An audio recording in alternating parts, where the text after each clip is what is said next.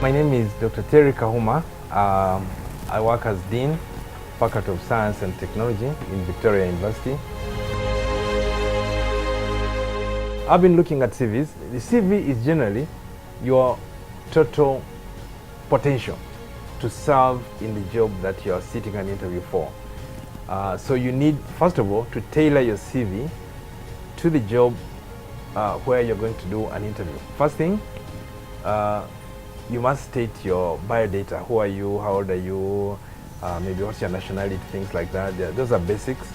And then, immediately after that, you need to mention your personal philosophy.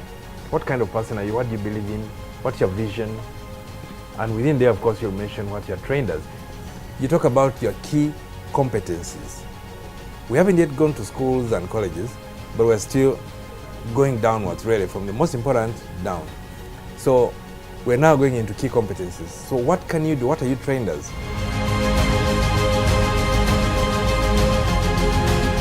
And after you've mentioned your key competencies, the next thing now is to say what your worth is in terms of, let's say, education. What is your educational background? So normally here, we state the year, the institution we are in, what award did we get? USCE, UASCE, BSc. After your general education, you go to your experience as an employee. What is your employment experience?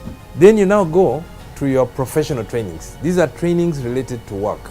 Then you can go to things like conferences attended, seminars, workshops held. Those are also important because at a conceptual level, they show that you are exposed.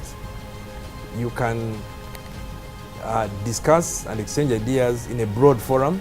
Do you have publications? Are there books or papers, academic papers that you've written which add to the general body of knowledge? You mentioned those ones, especially those that are relevant. I think you need to highlight those ones so that they can easily be seen. What about awards? Have you been best student at your A-levels? Have you been the best student at university? Have you been on... Here we have what's called the Vice Chancellor's list. People who get a first class normally are on the Vice Chancellor's list. How many times have you been on the Vice Chancellor's list? Things like that. And then membership of professional bodies. Are you a member of the professional body in the profession in which you are trained? Now, we're coming now to the end, and so we go into extracurricular activities. Are you a member of Rotary, Rotaract, Lions Club, things like that? Are you a leader at a village level in some way? Maybe your religious group, maybe your tribal group. Are you a head of a clan or something? Those are also important because they represent recognition at a societal level.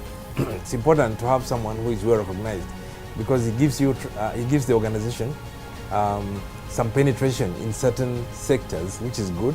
Basically, that's how a CV should be written. So, of course, it should be neat.